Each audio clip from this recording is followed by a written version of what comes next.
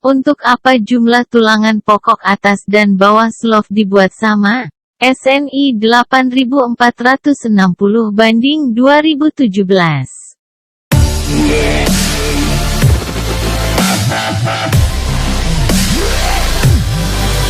Ini kita buatkan penjelasan mengenai cara menghitung atau merancang serta mencari tahu jumlah kebutuhan besi dan beton pada struktur balok slope sebuah bangunan gedung. Kita tahu bahwa slope merupakan struktur beton bertulang yang berbentuk balok dipasang di atas pondasi, fungsinya untuk meratakan beban yang diterima dari kolom menuju pondasi. Mengingat pentingnya bagian bangunan ini, maka perlu direncanakan terhadap perbedaan penurunan atau differential settlement menurut SNI 8460 banding 2017 dan dilaksanakan dengan baik untuk mendapatkan bangunan terkuat. Oke, berikut ini tutorialnya. Ini nampak pelaksanaannya di lapangan, tulangan atau pembersihan tie beam. Showing you what actually the tie beam rebars consist of. Alright, so you can see here that the tie beam rebars actually have 3 numbers of rebars, 16 mm diameters each at the top as well as at the bottom. And so the vertical rebars that you see here are the shear wall. So this tie beam is at the shear wall. Alright. Okay, so closer there, you can see another tie beam. So that is the tie beam rests on a wall. Alright, so this wall is basically to support the concrete. Okay, so it doesn't have any other purpose. Alright, so what you do, so you don't have to put any sort of tie beam yang sudah dicor below the tie beams. Alright, so what you do, you can just have vertical formwork and you can just cast your tie beams. Alright guys, so this is how the rebars of the tie beams are raised at the side, and this is the crossing point. Okay, pembersihan tie beam itu selalu ya, tulangnya atas dan tulang bawahnya sama, nampak di foto tulangan tadi. Nanti saya akan jelaskan kenapa dia sama. Okay, so hope this video is helpful. Thank you for watching. Take care.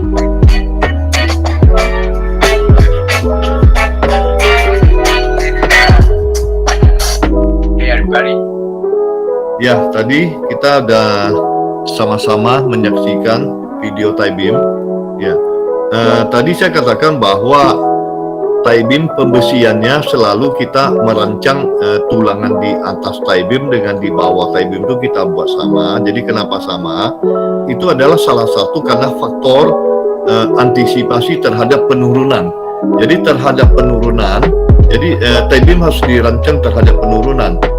Itu kita tidak bisa memprediksi ya bahwa puting mana atau pondasi mana yang tanahnya bergeser atau yang kurang stabil, maka itu kita antisipasi ya, bisa di kiri, bisa di kanan, bisa footing di depan atau footing di belakang ya. Tentu kita mengantisipasi dengan jumlah tulangan yang sama.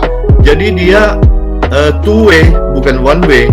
Ya, nampak di sini di sebelah kanan ini ada sketsa bahwa ini ada penurunan. Jadi bisa sebelah kiri yang turun, bisa juga sebelah kanan. Maka itu kita perlu antisipasi terhadap ini. Gina, ya kita antisipasi. Ini dia. Nah, ini soal di buku tadi. Dia juga ada sedikit ulasan di sini bahwa fungsi utama balok slope adalah sebagai pengikat antar pondasi sehingga diharapkan bisa terjadi penurunan pada pondasi. Penurunan itu dapat bertahan atau akan terjadi secara bersamaan. Di sini untuk antisipasi terhadap penurunan ada dua, ya.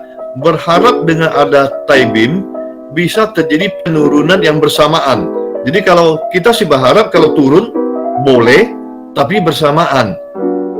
Kemudian ini juga antisipasi mencegah dia tidak turun ya terhadap penurunan izin. Jadi kita bisa mempersiapkan tie beam untuk mengantisipasi terhadap penurunan izin. Nanti kita lihat apa itu penurunan izin.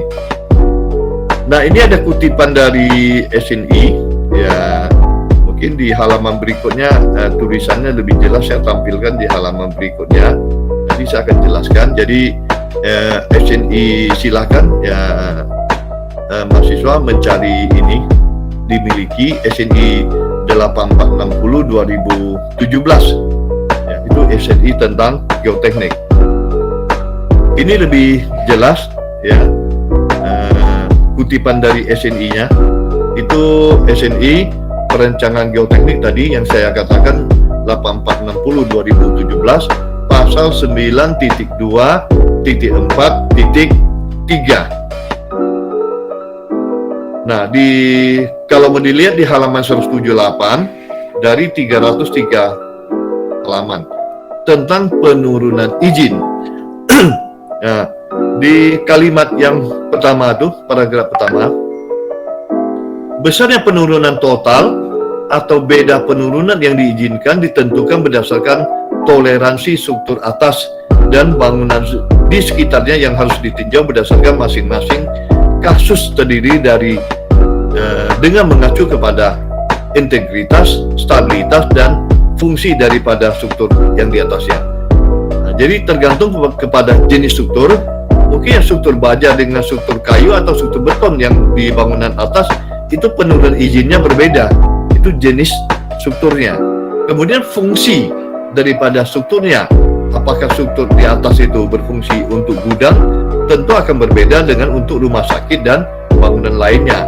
Jadi yang dikatakan penurunan izin itu, ya tentu dia tergantung kepada, ya besarnya tergantung kepada jenis struktur dan fungsi daripada struktur. Ini saya buat tanda merah bahwa penurunan izin suatu struktur secara umum ya untuk bangunan tingkat tinggi, di sini bangunan tinggi dan biasa ya itu diizinkan sampai kecil dari 15 cm. Ini masih ada plus B per 600 lagi. Jadi cukup besar ya. Suatu bangunan masih diizinkan turun 15 cm dengan catatan penurunannya serentak, ya, seragam. Nah, itulah tadi fungsi tie beam, bagaimana dia ya mengikat ya antar footing agar terjadi suatu penurunan yang seragam. Jadi kalau penurunannya seragam itu bisa masih diizinkan sampai 15 cm. Nah, di kalimat berikutnya, bagaimana kalau penurunannya tidak seragam? Ya, penurunan tidak seragam itu yang dikatakan beda penurunan, atau istilahnya adalah differential settlement. Nah, differential settlement ini ya terjadi harus ditentukan secara seksama dan konservatif ya. Dan berapa besarnya? Ya, secara umum ya ini diizinkan sampai sebesar 1/300 bentang. Itu 1/300 L atau L per 300. Ya, artinya apa? Bentang itu adalah jarak dari kolom ke kolom atau pondasi ke pondasi. Kalau jarak antar pondasinya 6 meter, berarti kalau 1/300 berarti diizinkan 2 cm. Ya, 600 per 300 berarti 2 cm. Tetapi itu juga tergantung jenis struktur yang tadi itu yang dikatakan jenis struktur, fungsi struktur. Kalau jenis strukturnya apakah struktur beton atau struktur baja. Dan 1/300 itu umumnya untuk struktur beton ya. Kalau baja dia diizinkan lebih besar, tentu sepernya bisa tentu lebih kecil dari 300 supaya menghasilkan penurunan atau beda penurunan yang lebih besar. Misalkan baja masih diizinkan sampai 1/240 ya. Ini sama kalimat yang tadi yang dari SNI, ini lebih jelas dapat dibaca di sini.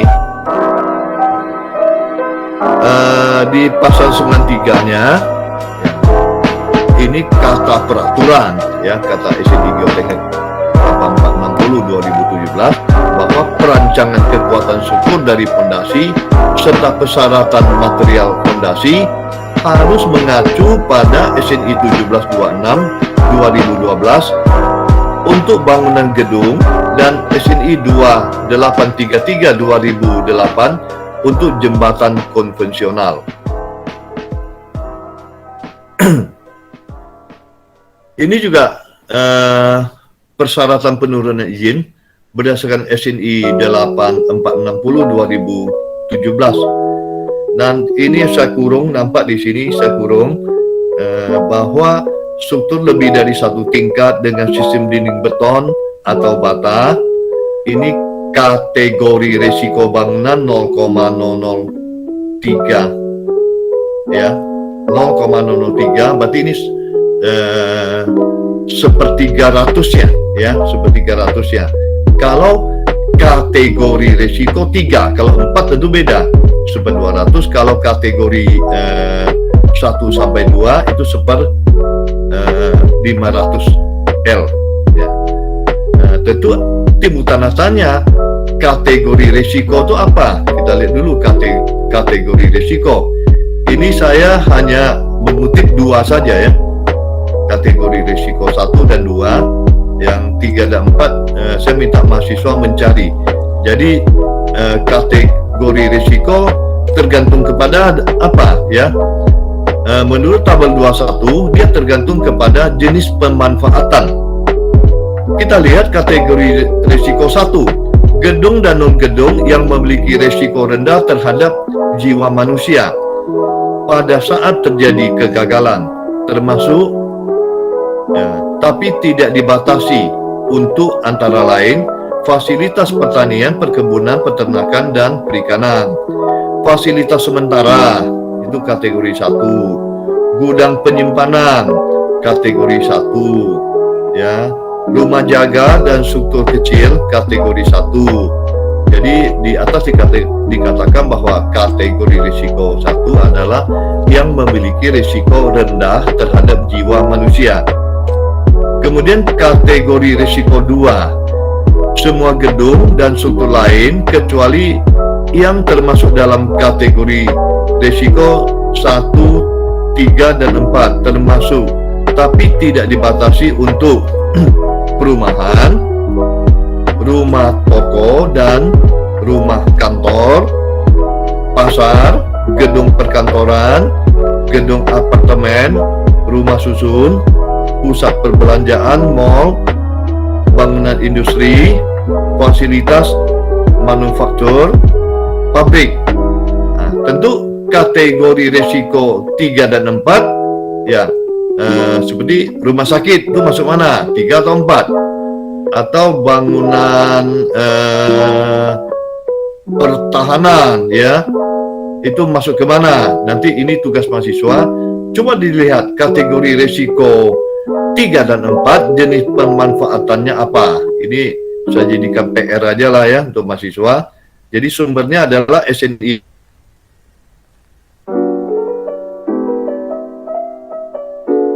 Kemudian juga sebelum sampai ke analisisnya atau contoh perancangannya ya, ada syarat-syarat perancangan ya, karena syarat-syarat perancangan itu sangat penting. Saya tetap kutip dari SNI 8460 2017 tentang persyaratan perancangan geoteknik.